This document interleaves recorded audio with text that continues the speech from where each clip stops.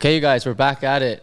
It's your host here, Graham Fisher, with the After 90 podcast. Back with my guy, Mateo Reyes. What's going on, man?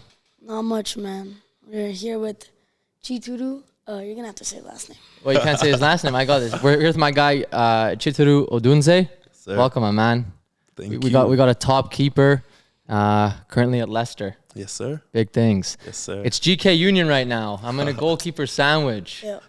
How we have 12-year-old and 20. 20-year-old 20. on similar paths. Yeah. That's crazy. We trained yesterday, didn't we? Yeah. We had this guy out, just like you, with training your feet. Oh, I was blowing. Wow. Yeah, it was tough. You're tired. But yeah, good work. He did all right, to be fair. Yeah. He promised me something, didn't you? So we're working on the one-up techers. Yeah. Oh, Cruyff. Where we do the inside, outsides, and then I think was it from the ground or the air? I think this one was from the ground. I took it easy on you. Cruyff touch. Okay. And then I was kind of half bantering, but not. I was like, I want to see you on TV one day. You know, the striker presses and then zack, little touch. And then today on Instagram, I saw that was random, by the way. Yeah, I think Champions League. Yeah. I think Champions League, they put out top 10 keeper skills. You know, when keepers they go on a mazy. Yeah. And I sent it to him. He's like, yeah, it's going to happen, huh? I'm going to bring it out. One more session. Honestly, one more session and I'm bringing all of it out. Yo, I did that last weekend, bro, against Foothills. Did you? Ball played back to me. Here we go. First touch. Cruyff turn.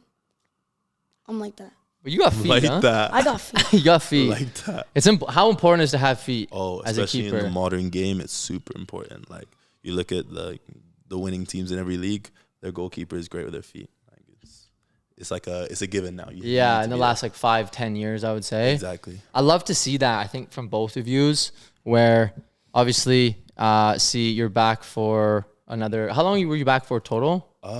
I'd say about 3 weeks. Okay. 3.5 weeks. Obviously, you took some time to chill, but then when it was time to train, you're obviously training with Jordan, Santiago, and Cav. Shout out Jordan. We'll big him up a bit in a minute. Summit.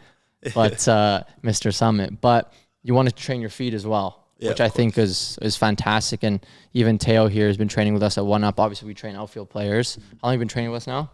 2-3 years? Yeah, 2-3 years. So I love to see that, and it goes to show if there's any keepers watching us how important it is to train your technical abilities with your feet as well. Yeah. So, what about you? How you been? You've had a big week, huh? Yo, I've been good. This month has been good. Yeah. I got to meet Will, Vic. Had my James. PATs for school, bro. Yeah. This guy's been traveling all over Europe, shot 3 pods, season, School. tournament. This guy's lived more than 12 years than both of us combined. Huh? How'd you have time for school, bro? Yeah, I make time. That's good. That's what we talked about in last pod, dedication. I have enough time to. That's what my parents used to say when I was young. I wasn't no matter who I was playing for, if I was playing for Chelsea, if I was playing in Calgary, if I was playing in Vancouver, it was always if you don't get good grades or if you don't put the work in school, there's none of that. Yeah, that's exactly what my mom and dad say. You don't Exactly. do good in school, taking you out of football. I'm telling you, school guarantees everything, but we want to play football, so we play football. Can I ask you guys a question? Why are you guys goalkeepers? Ooh. What makes it? I don't know why. That wasn't even a planned question. I just came to me you guys are on the same page with a lot of things. What age do you decide? For me, I don't know. Started kicking the ball at 2-3 years old. I wanted to score. I wanted to beat players. I wanted to smash the ball at top bins.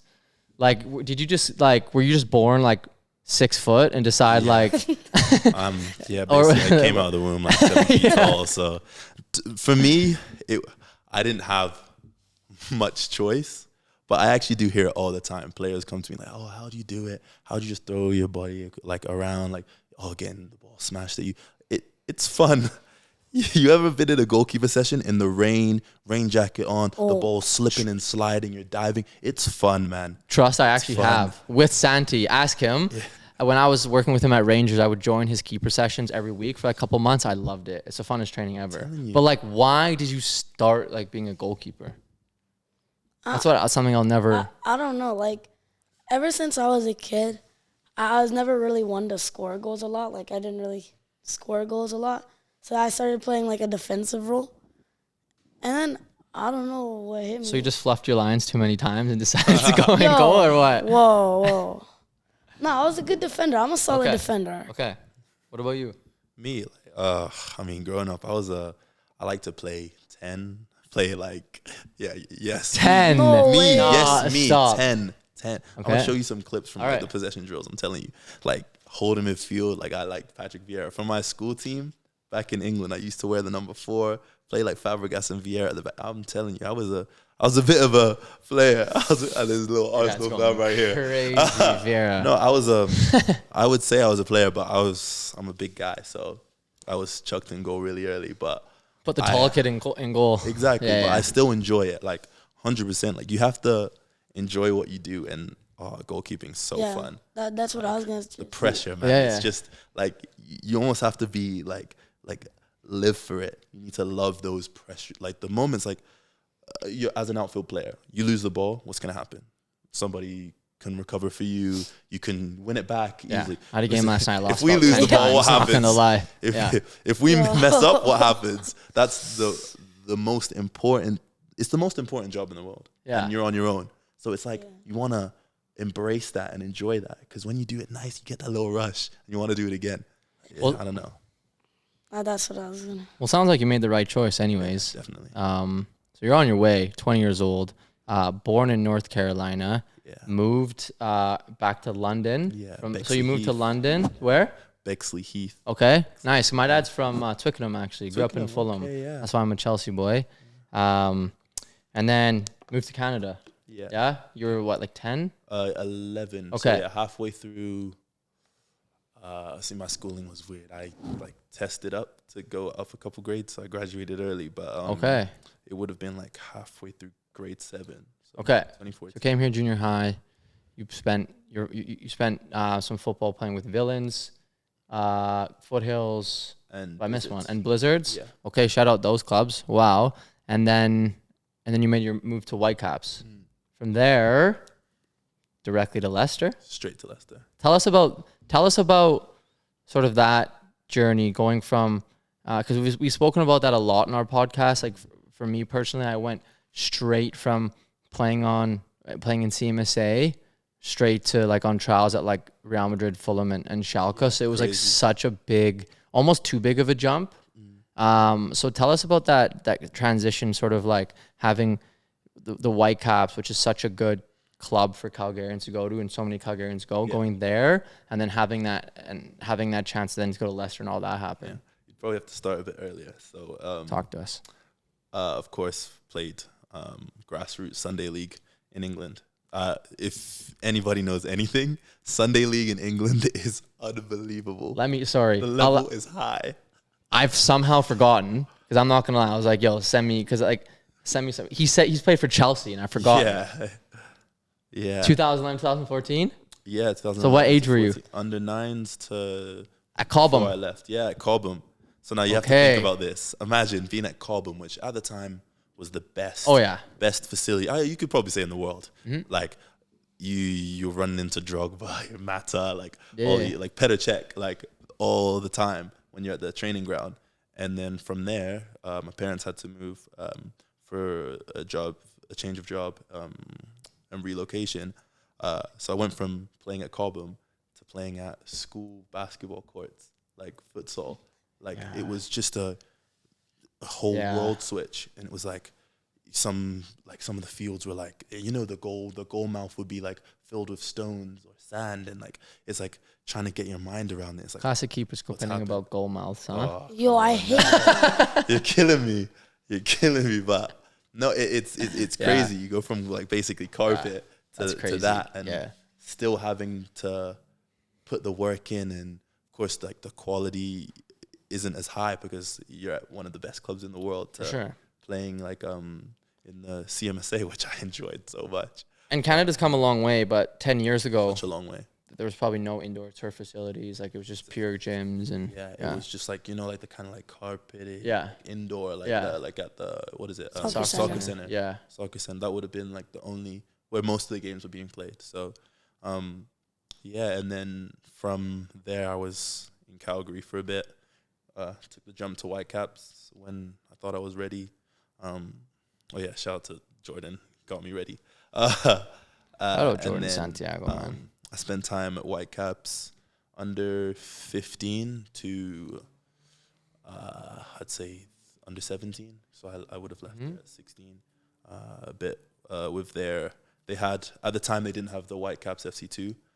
It was like a development squad, so like a team. They would go play friendlies here and there, right? Exactly. And we were behind the first team, so we train in the morning, go to school in the afternoon, and then you might have to train again with the 17s or play your games with the 17s, but it was a really good situation they had there. Okay, and how did you get there from Calgary? Were you scouted? Was it a combine that you went to through Alberta Soccer, or how did you get your foot in the door there? So I don't know if they're still doing the ASA, like the teams. Not anymore. Okay, no. But so back then I was playing for Team Alberta. Of course, we had that, what they got, the Pacific Showcase? Yeah. Like that. So we'd play against Team BC, Alberta North, Saskatchewan, Manitoba, and like it was that competition that like everyone looked forward to in the year. And then, of course, Whitecaps would come, they'd look and they'd see. And I think from there, eventually I got a trial there, did well. And then I was there. Similar to Fonzie, that's how he got his foot in the door there as well. Funny story about Fonzie. When I came on trial, he was still with like the second team, I think. I got there, and then so he'd be with like the 17s, I'd be with the 15s. I'd move up to the 17s, he'd move up to the 19s. I get to the 19s, he's already at the reserves again.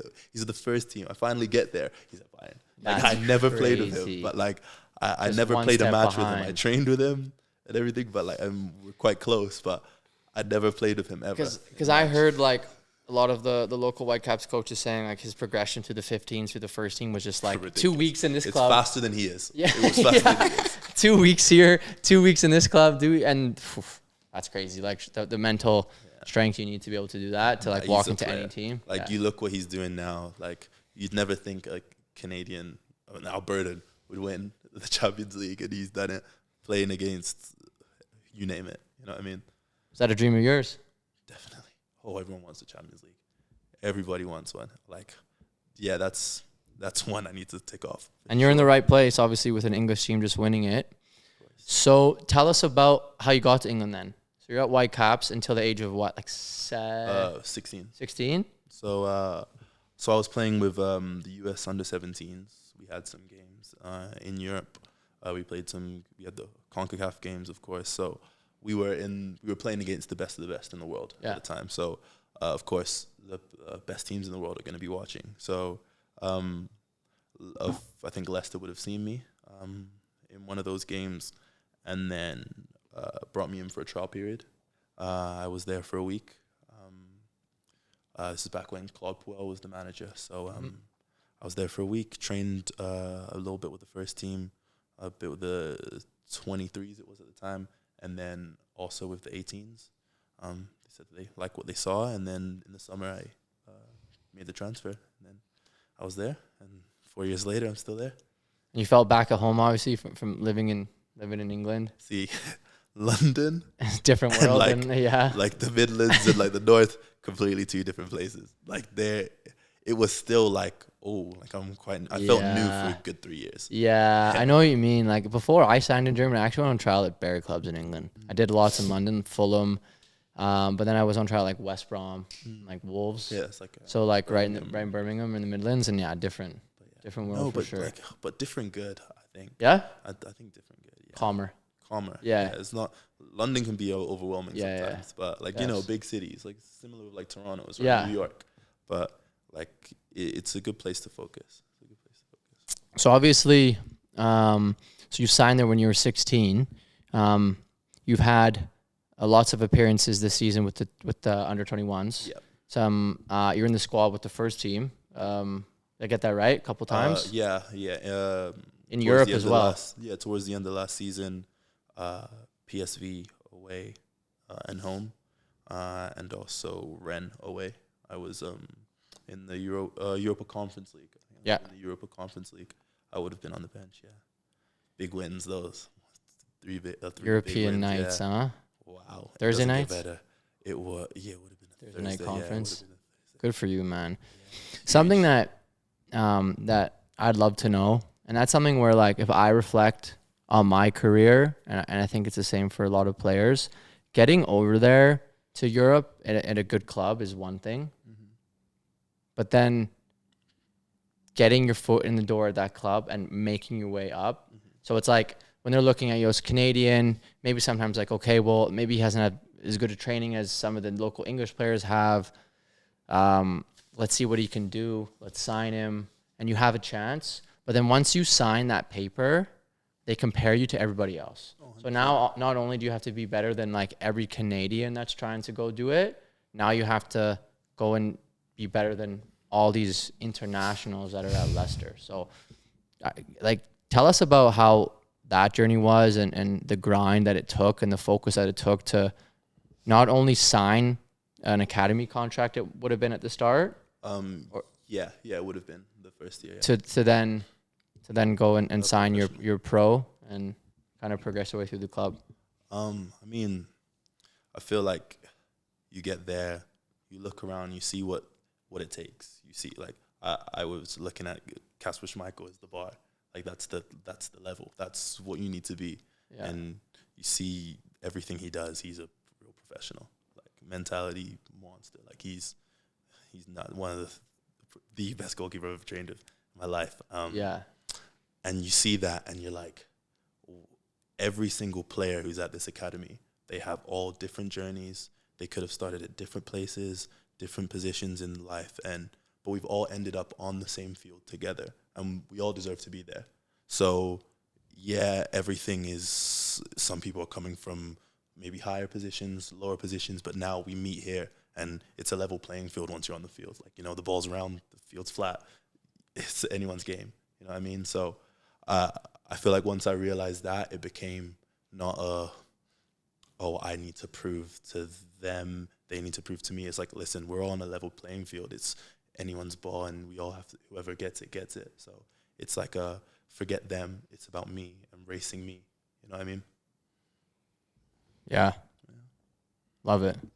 So, of course, like going from Vancouver, Whitecaps, and jumping straight to Leicester, do you think that it's easier to become a professional keeper in Europe or anywhere? Because, of course, there's 11 outfield players, but there's only one keeper. So is it easier or harder to make it pro? I feel like becoming a professional goalkeeper is one of the hardest things to do. Because, like, as a young player, if you're showing potential, they'll give you a chance. They'll give you 5 minutes, 10 minutes, 20 minutes. You can't put a goalkeeper on for 20 minutes at the end of the game. It just doesn't happen. One goalkeeper will play the majority of the games. As long as he is fit, you can have a goalkeeper play a whole season. Like, you can have a goalkeeper play, I think, 3 seasons back to back without missing a game. Yeah. So it's really difficult. And also, experience is a thing that people want. Like, you want an experienced goalkeeper. That's how you win games. So as a young goalkeeper, you need to get that experience and then prove that you can do it. And it is difficult. It's doable, like we can see with a lot of people. But I mean, I think it takes the strongest minds, because you're gonna have a lot of days that you think that you deserve it, and you might deserve it, but you have to wait your turn. It's like a big shout to replace a keeper. Exactly. So it's like you could have trained better than the number one for 2 weeks straight, but for a manager to go and give you the start is a massive decision, right? So I think that's a good question, Teo. I think from the outside looking as an outfield player, I think, correct me if I'm wrong, you just need a lot of patience. You have to. Because obviously you have to wait for your time, but I think if you're patient and good things happen for you as a goalkeeper, like, for example, you're 20, right? So for an outfield player at a pro club that hasn't made their full team debut at 20, it's almost like, okay, is this going to happen for me? Like, the time's against you. But I think for a goalkeeper, because their careers are so much longer, and like you said, they're looking for more experience,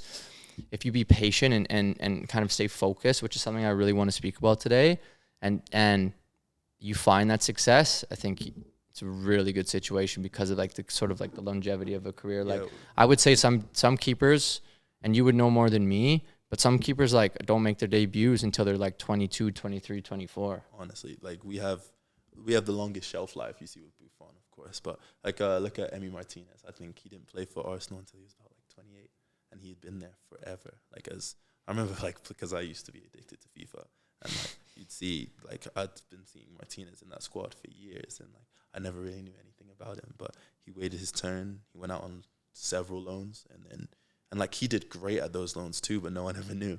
But it wasn't until like Leno would have gotten injured. 2020. Yeah, Leno got injured, and then he got his chance, and now look what he's doing. And it's a testament to him because you said waiting, right? You have to wait your turn, but it's not essentially waiting idly. You have to wait and hone your skills because no one's gonna tell you your shot's gonna come on this day at this time.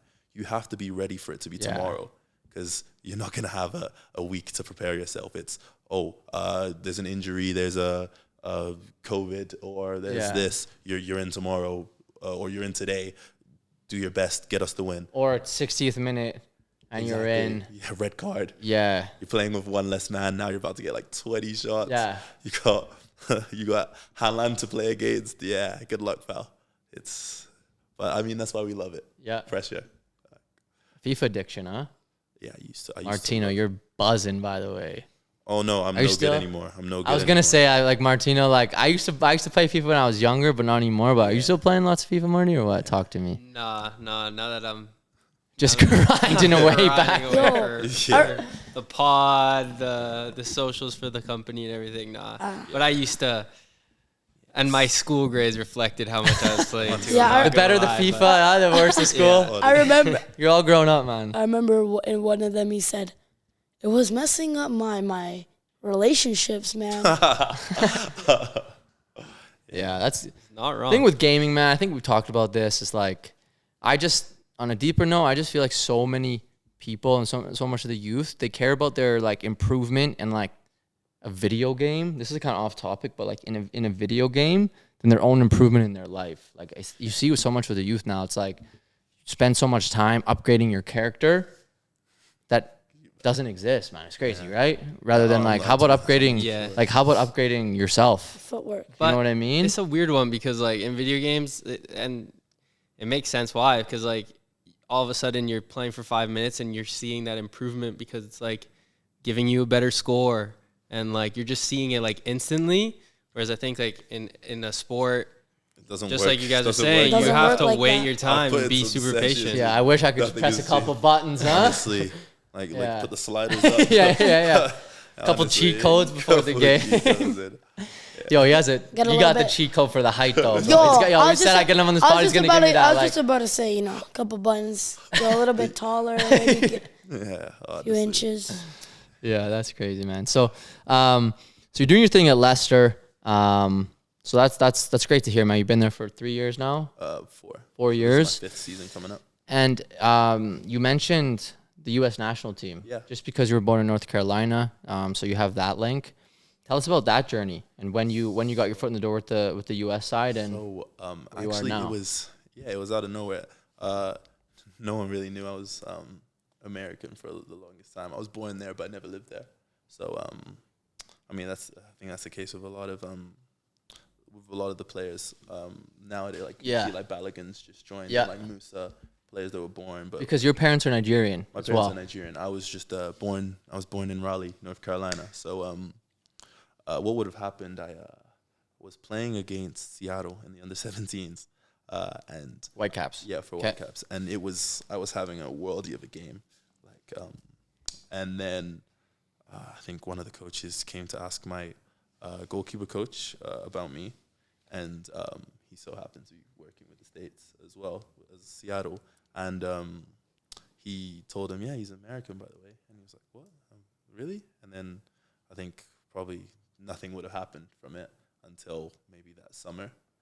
There's like they call them, I think it's like summit camps. I think it's like a domestic camp. So they just brought up basically, I think there was like 30, 35 of us, about 6 goalkeepers, and they brought us all in, and we just put in the work. And then by the end of the camp, I think I got pushed up, and went up the pecking order, and then they ended up bringing me to a camp in Costa Rica. 17s? Under 17. Okay. So this would have been a year before the under 17 World Cup. So I wouldn't have really been in the picture. And then I just had to like kind of like push my way in. And then eventually I became like a regular person in that under 17 squad.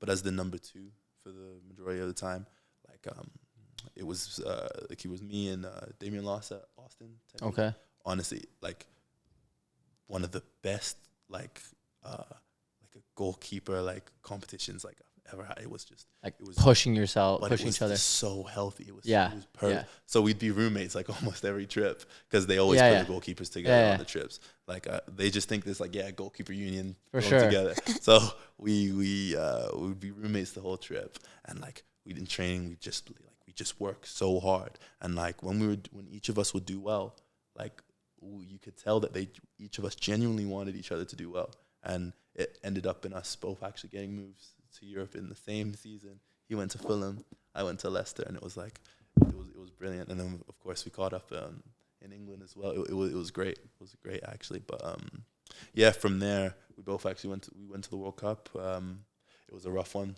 We didn't get out the group. It was a hard group. But Who'd you have? Senegal, who were unbelievable. Especially like the African countries that you like the UT. Always they just hidden gems that end up like somewhere. Japan, I played that game. 0-0 actually. It was clean sheet in the World Cup. Yeah, respect. Like 2 big saves at the end of the game. Huge game.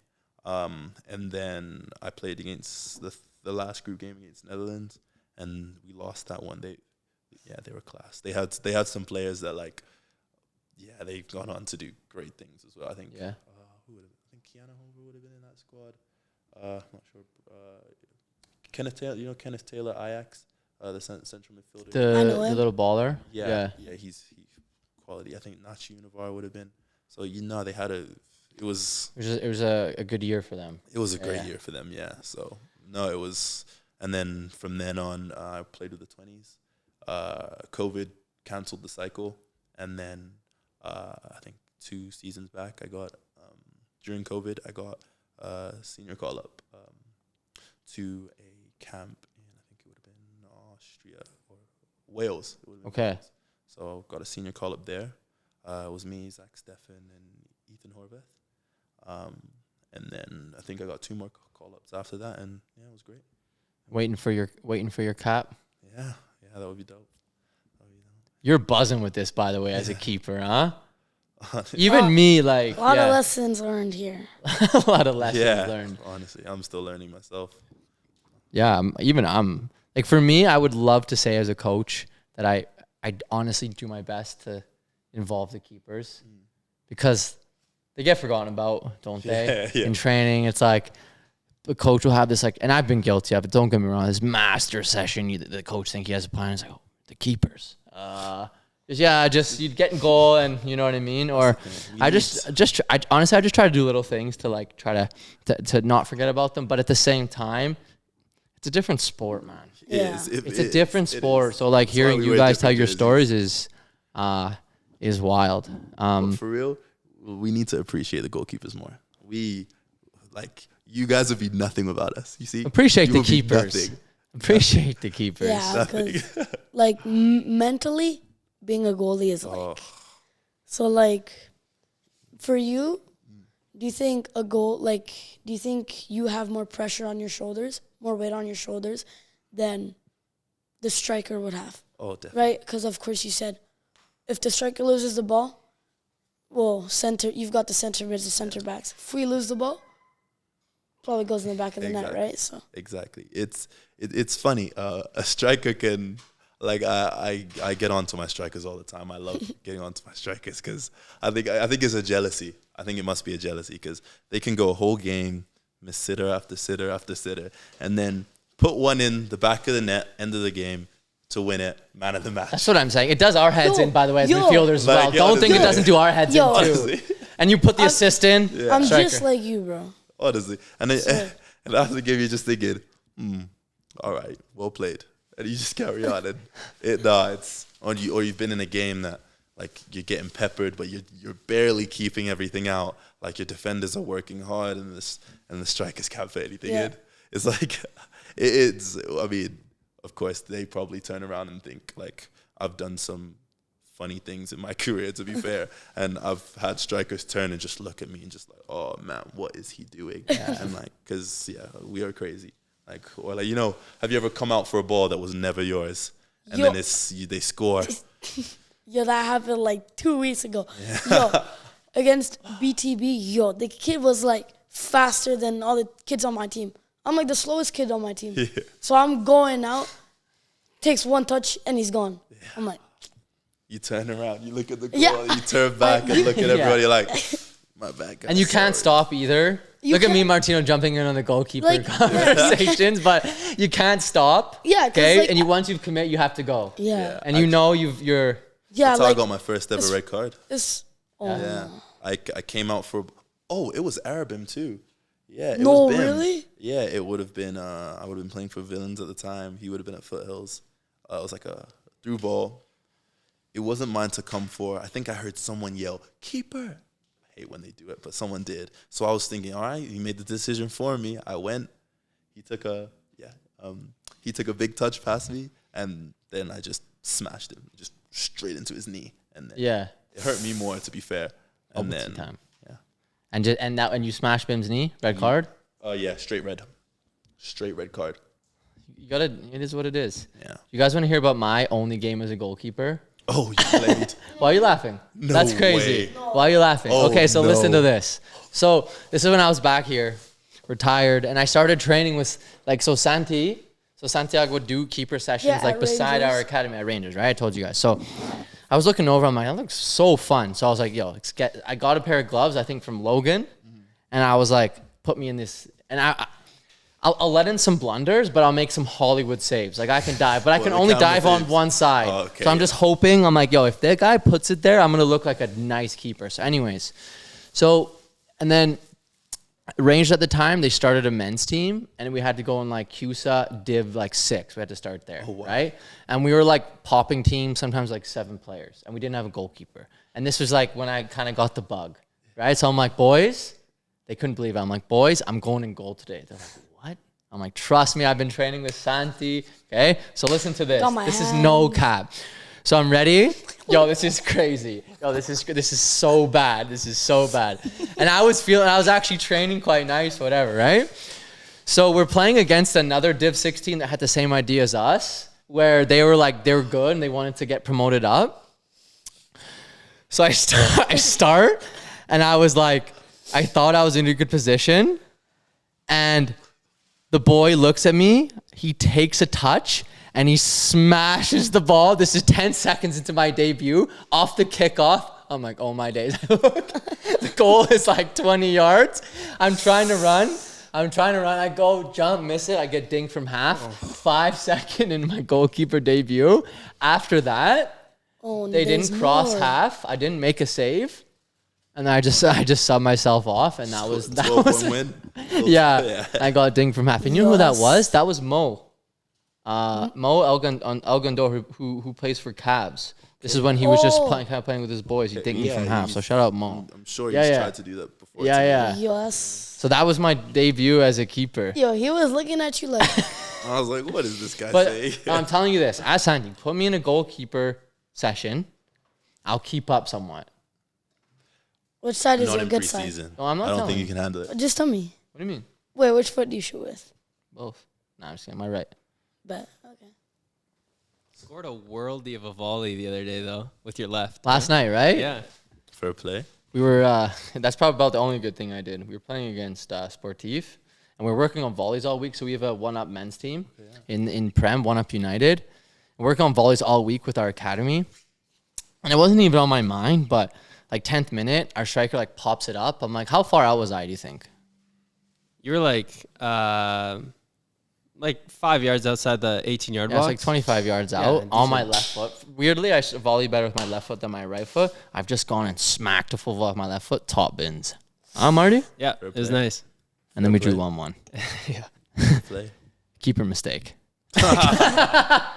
Sorry, Ollie. Marty, you got to cut that out. I had to say it. But keepers, man. This guy's gonna find whoever was in that. Yo, he's gonna find you, bro. He's gonna hunt you down. Nah, he had a good game. He's had a good season so far. But it is what it is. That's like you said. You make a mistake. Like, I lost the ball probably 5-6 times. I made 5-6 mistakes. Oh, yeah. Maybe more.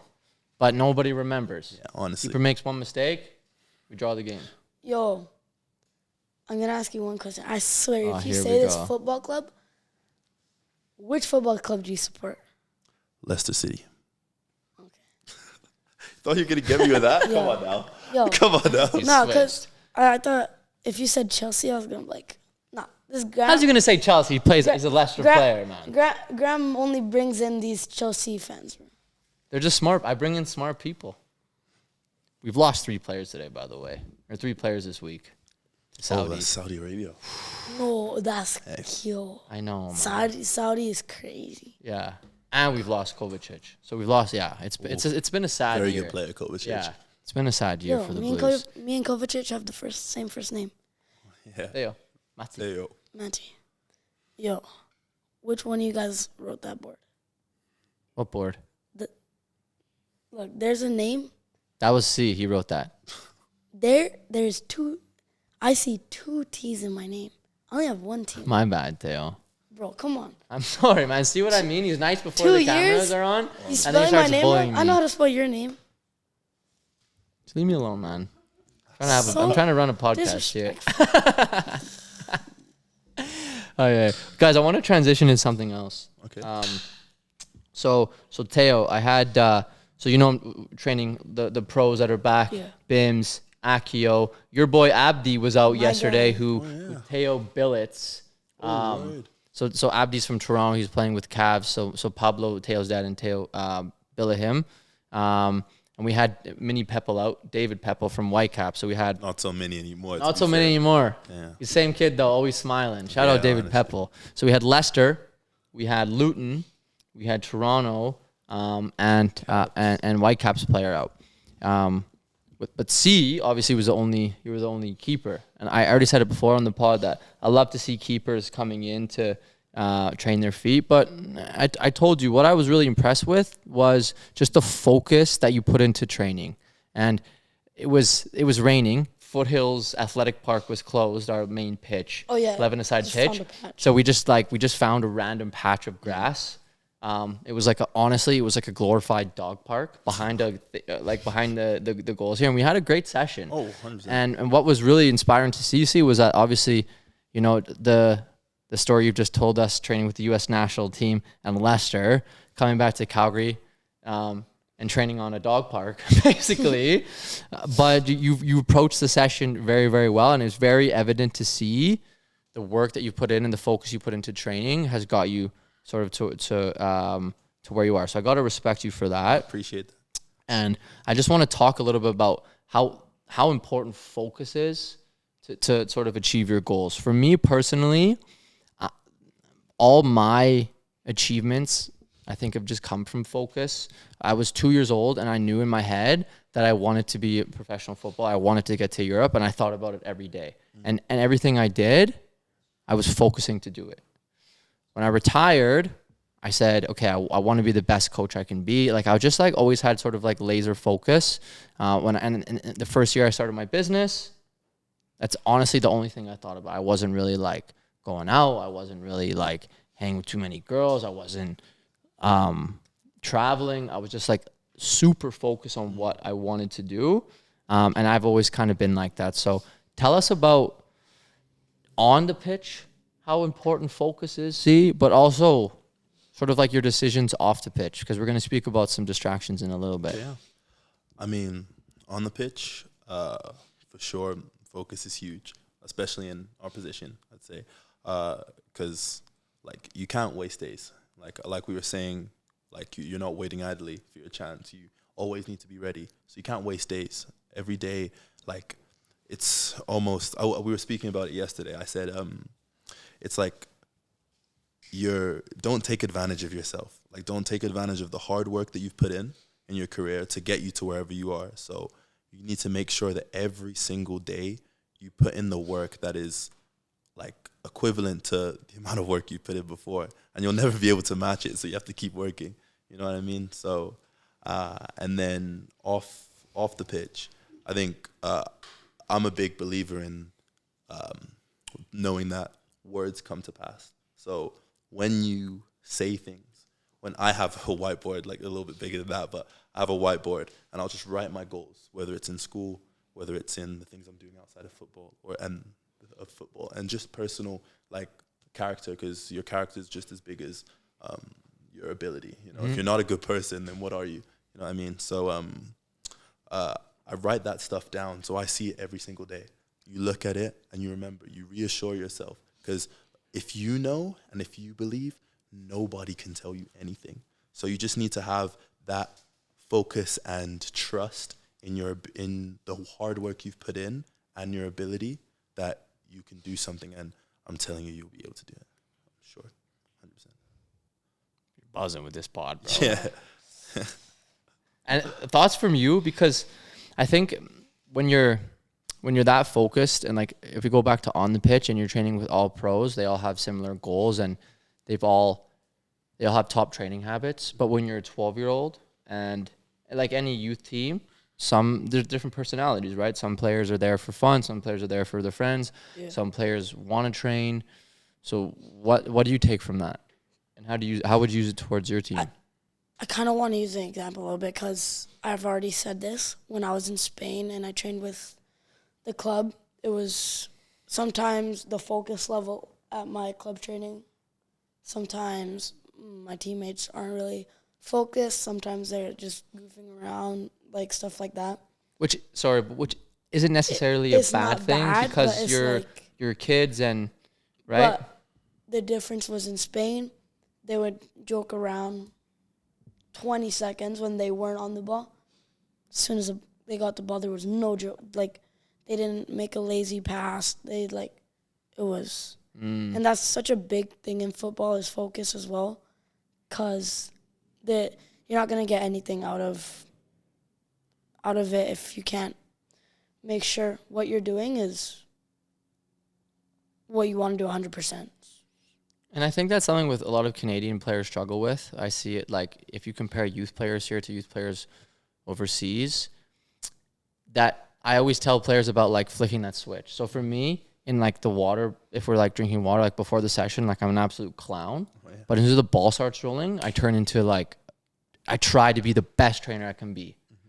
And I feel like some players here, they're either like too on like the serious side, where like they come to sessions and they're never smiling, they're never laughing, they're never enjoying their teammates. Yeah.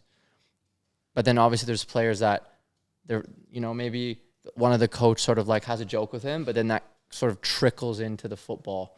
So like if you're a youth player watching this, it's very important to be able to come and enjoy your teammates and enjoy your football when the ball's not rolling. But as soon as the ball's rolling, you have to flick that switch and turn into an animal, because like C was saying, you've heard it here with the current professional goalkeeper, that you have to take every single minute and squeeze every single minute of your training out to achieve your goals. Because if being a professional footballer or a university footballer if that's a goal of yours, there's millions of other players your age and with the same goals, no? Yeah.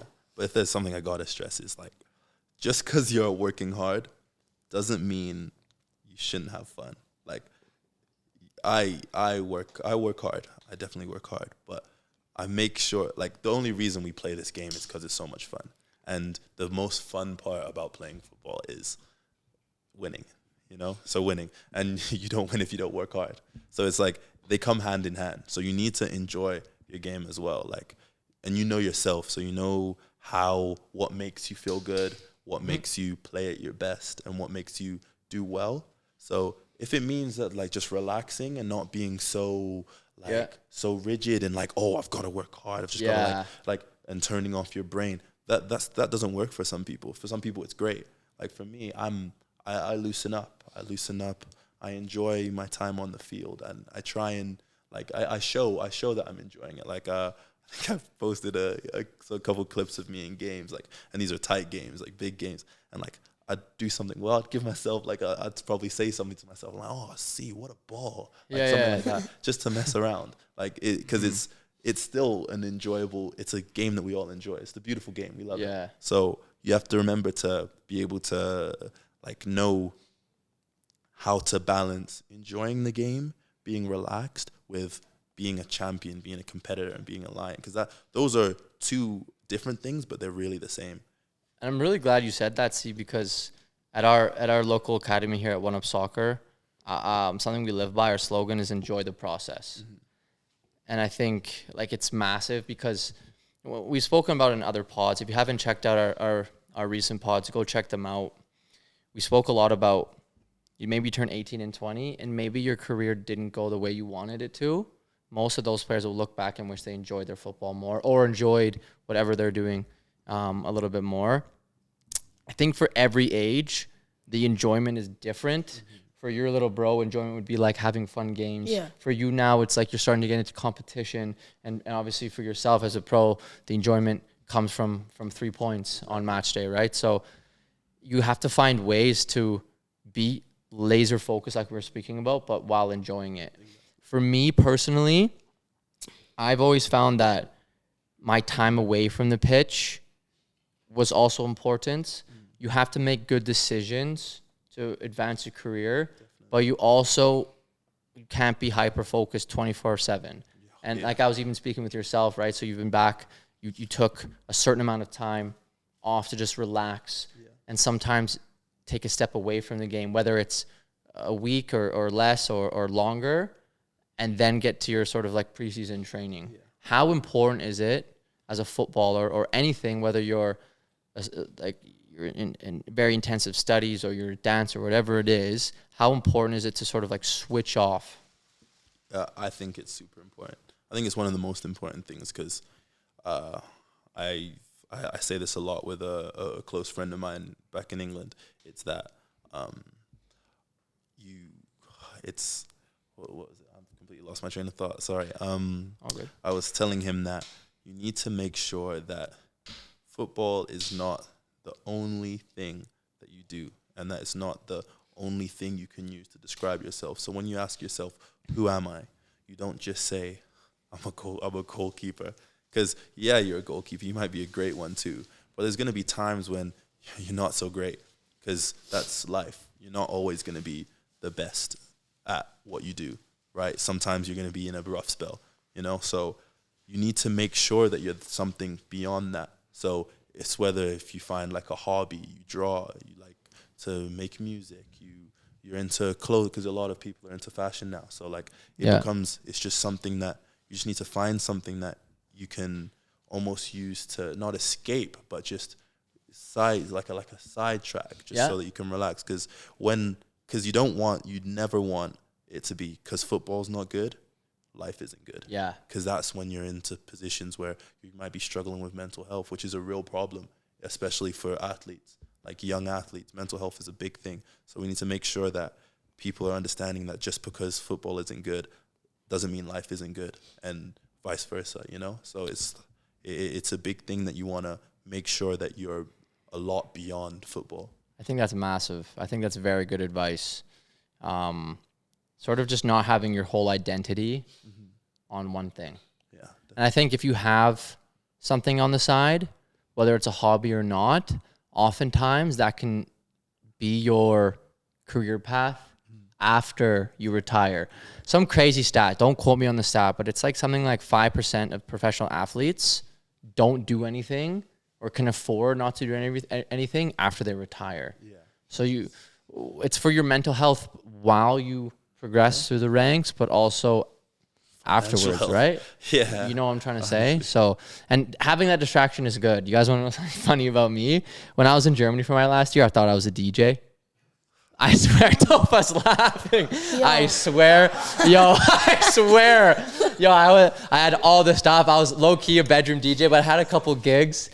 At a couple like shisha spots, whatever. Yeah. My boys clown me saying that I had gigs in like a shoe store. Wasn't the case though. I was spinning dirty electro house, but I came back here, I pied it. But I was honestly like, I was messing about with like 5-6 hours a day because, you train, sometimes you train twice, but like sometimes mid-season, you do a gym session in the morning and then train, and then you have 8 to 10 hours. That's it. I'm telling you, it's a killer. And the amount of players that do nothing is crazy. I lived with a player. I won't say his name. I'm telling you, he played Call of Duty for 12 to 14 hours a day. Oh, I have a friend. I'm not gonna say his name either, but he knows who he is. I used to get on his back all the time for it. We'd come home, he would knock out for like 4 hours, wake up, eat, go back to bed, wake up in the morning, wake up to training. I didn't know how he did it. It's like he could sleep all day. And I'm like, gotta do something with your life. He's like, yeah, I will, eventually. And like, he just never did. Yeah. But no, you gotta have something. I used to get on to him about it all the time. Yeah. And I think there's nothing wrong though with applying yourself like fully into your craft while having sort of things on the side. Personally, for me, I've always been a person where I need to like have one main focus. So before, like I said, it was playing. I've sort of had, and my second career is coaching, and I've put everything I had into coaching. My first year of being here, I played semi-pro amateur football with Foothills PDL at the same time as I was trying to get my coaching career going, and I was coaching 7 days a week, and I was training and playing 5. And I was a bang average coach in that moment, and I was a bang average footballer because I wasn't really training. I was leaving halfway through the session, then I was going and running bare average sessions. Yeah. And I've just learned with myself that I need to have sort of like one main focus, but I've never lost the fact of like, I love to have sort of like a social life and to travel and to do whatever I like to do on the side. And I think that helped my career. I think a lot of players, even like growing up, they, like you said, they only had football. Yeah. So they had like so much anxiety that if the football didn't work, I would have nothing. For me, I tried to enjoy my life as much as possible as well. So I was confident that if the football thing didn't work out, I would have not like a set exact plan, but I would have a direction. But I would figure it out. You'd have a direction that you know that exactly. you can go in and that you will be passionate and enjoy. You know, so with that though, I'm not gonna lie, distractions seep in, and that's like that's the fine line. And I won't lie, like obviously now retired and like hosting a podcast, I would say it affected my career a little bit. Okay. Whether it was, you moved to like sign a contract in Germany at like 17. No parents are back in Canada. I'm living on my own with buddies. It's, obviously I was still doing my high school, but it's like, are you doing your high school properly? You're going out, distractions from girls, distractions from partying, distractions from trying to balance being a footballer and sort of your new life with no rules. It took me a little bit to adjust, and I wouldn't say that it was like a make or break, but I won't lie, like I rode that line a little bit. And I think now when I see players like yourself at your age at 20, or even some of the players that were in training yesterday, even younger, 16, 17, it's something I speak about them a lot. Don't forget to have your own life. Yeah.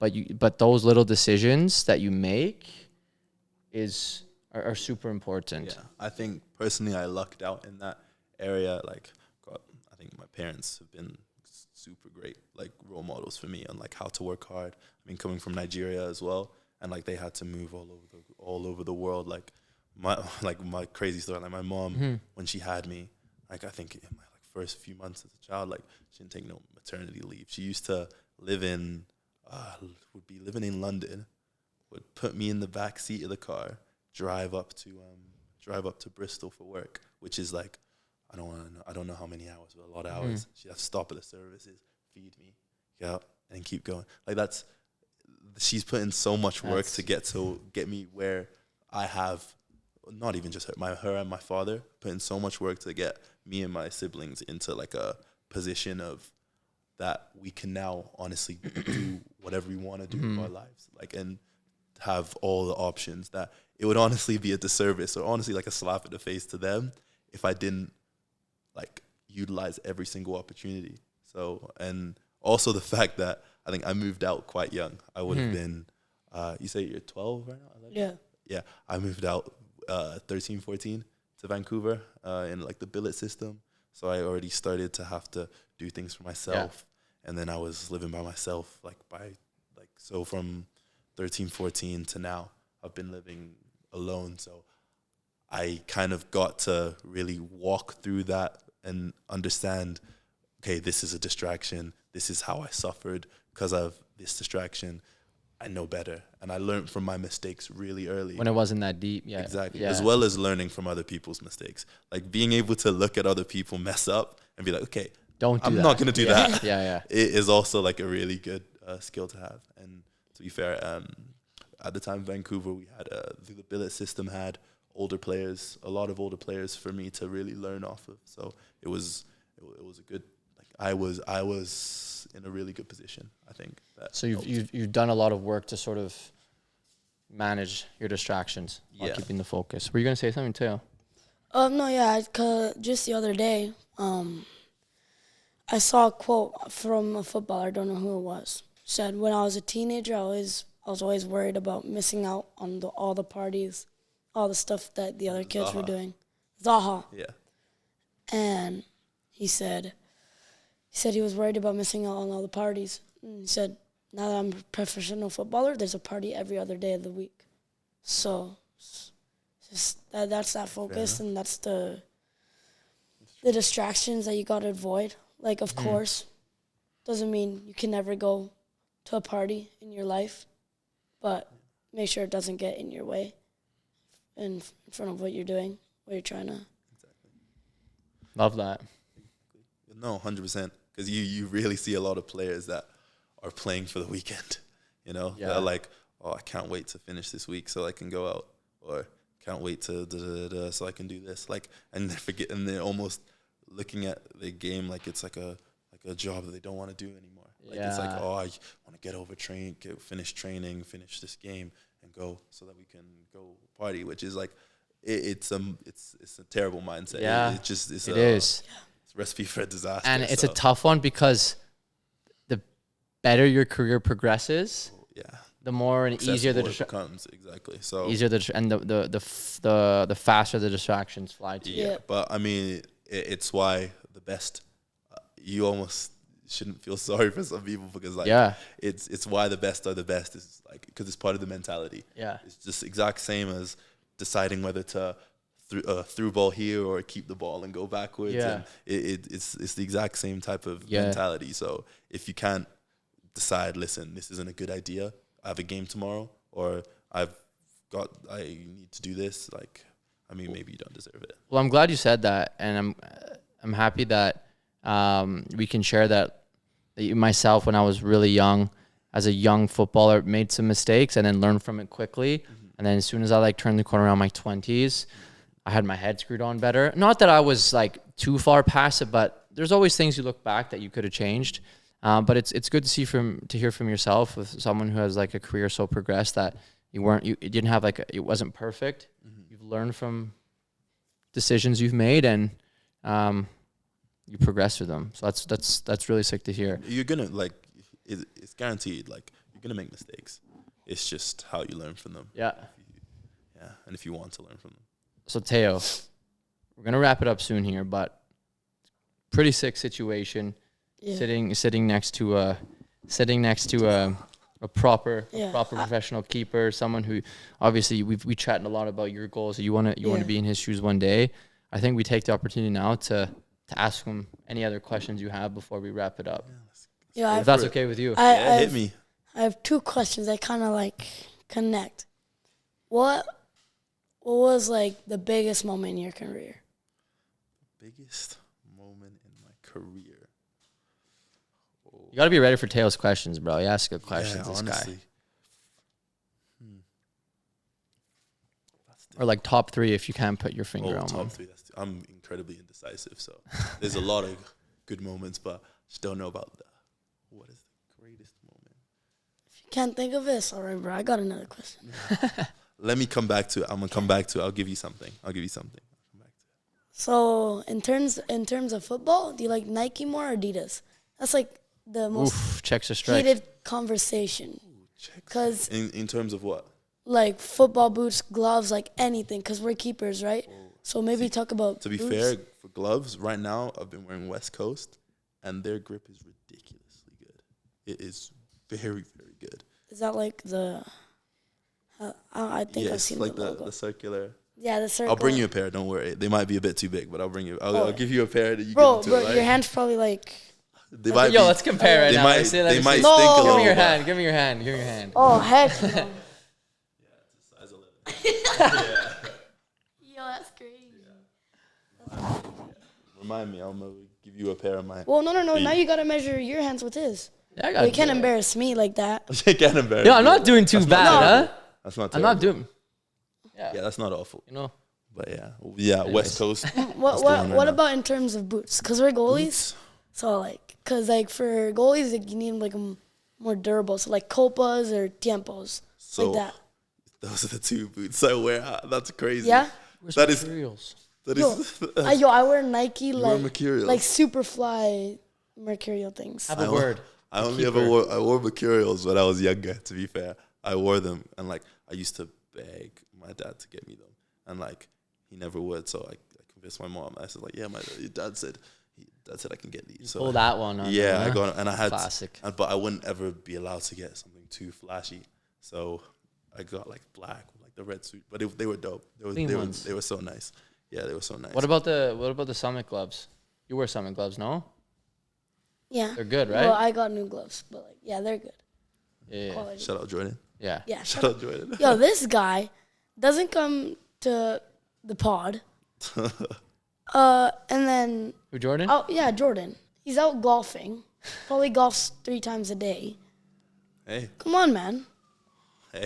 you gotta learn. You know what? Gotta learn. He's always asking me at training, oh, when are you gonna get me on the pod, man? This was your time, man. I don't know why you're not on the pod. You need to come. You need to take advantage. If anyone needs to know who Jordan is, this is Jordan Santiago. He's Yeah, a goalkeeper coach Jordan in Santiago. Calgary.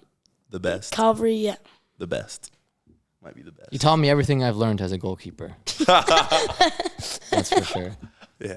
Again, tying in with the GK Union. Oh, Yeah, by yeah. the way, Yo, am I invited to the GK Union? Am I part or no? It Yo, takes a yo, lot. It takes a lot more. crazy. It takes a lot. Yeah? It takes Yo, a what do lot. I need to do? Look, Yo, being we're part of the gonna- goalkeeper How unit, you don't just put on gloves and become a goalkeeper. Yeah. Yeah, How bro. many I'm telling you. You gotta. how many appearances do I need? It's not. It's like a. It's almost like a. It's a brotherhood. It's Yeah. like a. Once you're in for life. So it's not. You can't- You can't just come in and leave. That's like yeah, yeah. hand- So I'm you've not gotta be- invited. Just say. So it. you've say I'm you've got to be a goalkeeper for life. This means when you watch a first team goalkeeper, or you watch a goalkeeper in a game, and you see him make the worst error, you need to come up with something in your head as why he made the error. Oh, he couldn't see. Oh, do you see he slipped? Like you have to come up Yo, with an that's You have excuse. deep, to. bro. Okay. I'm telling you, but there's a lot to it. I'm telling you, it's not just putting on gloves.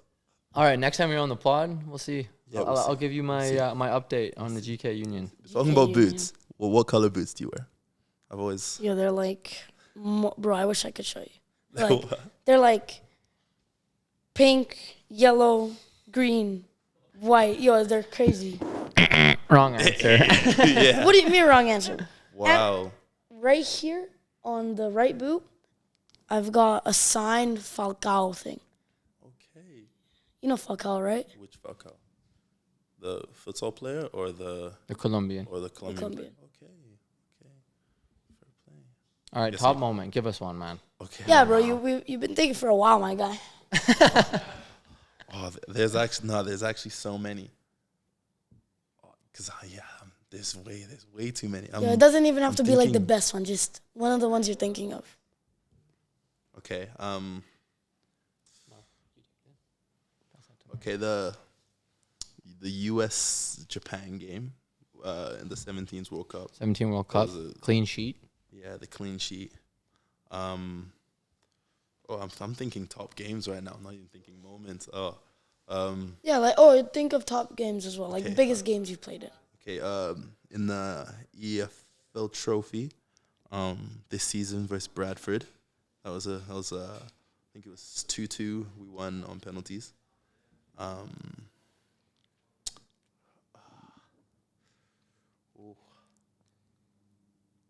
Wow.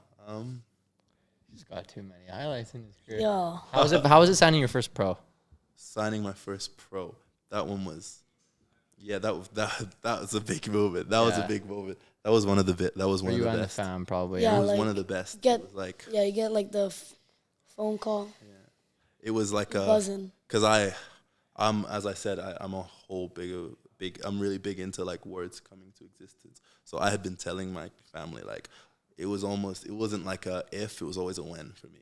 So it was like so when I signed my first professional contract, I'm gonna do this. So it was almost like I told you guys like, and they all believed me as much as I believed myself. They probably believe me more than I believe myself. But like, That's fake it till you respect, make it. though. You know what I mean? 100%. Anything else?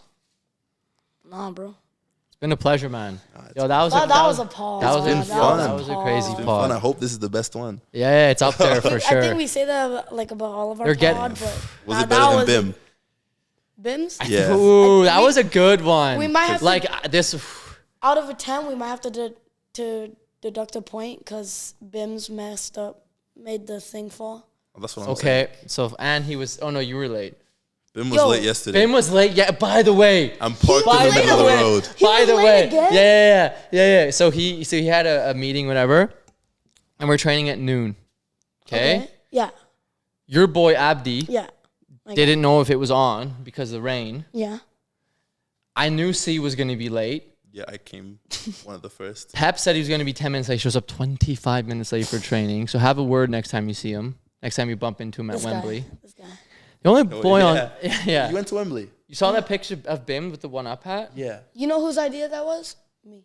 I'm a one-up marketing genius. Marketing genius. That's what I like to hear. You need to do my marketing course. You'll be perfect. You Yeah. have a marketing course? Yeah, I'm in school still. So I'm doing university That classes. guy. Good. Yeah. Respect. Well, yeah. See, thank you so much again for coming on. It's been an absolute pleasure. you so I'll much. see you tomorrow at noon for Yep, your to last work on the- session. to work on the Cruyff turns. That's it. Couple strikes maybe in you. Hey. We wish you all the best. We'll be watching you this year. And honestly, best of luck. I predict good things for you, just with obviously the quality that you have, but your mindset. And I feel you're very, very clear-minded and you're very clear in what you want in your journey. So I predict good things for you. But best of luck. And we'll see you around. And hopefully next time you're in town, we can jump on the podcast again Yes. and sort of Yeah. see And where you've celebrate been. a great season. Let's go. Brilliant. Yo. One more until 10. That's 10 milestone. That Wait, means there'll this- be like 40 more. This is number 9. Yeah. We tell everyone this. After 50 episodes, I'm taking Teo skydiving. That's like a little thing we have. Are you going to come? We got to can. start like a little tally. Will Akio said yes. Bim said no. Who else? Tofa is down. So I can't Mr. go. Producer. What do you mean you can't I go? tried to go before. Most skydiving places have like a height. It's like you can't be taller than like I think 6'4". Look. No, I'm not. Somebody's got to Google it. Yeah, I'm telling you. No, honestly. No, my guy got on the plane and then looked down and was like, I'm good. No, I'm telling you. I don't think I could do it, but I thought about doing it, and then once I saw that, I took it and run. So What's that? that wasn't the you- question. I mean, If you could, will you? Yeah. Once you retire, we'll take you. It's you have probably to. in the contract Oh, too. yeah. I don't think we could do that. Lester, Yeah, we're I don't not going to think I take him could do that. skydiving. Don't worry, Yeah, don't no worry. skydiving. Yeah. No. skydiving. No. I'm tall enough as Yeah. it is. Yeah, just cut it out. Tofa. Cut it out. All right, you want to Yeah. wrap it up, cousin?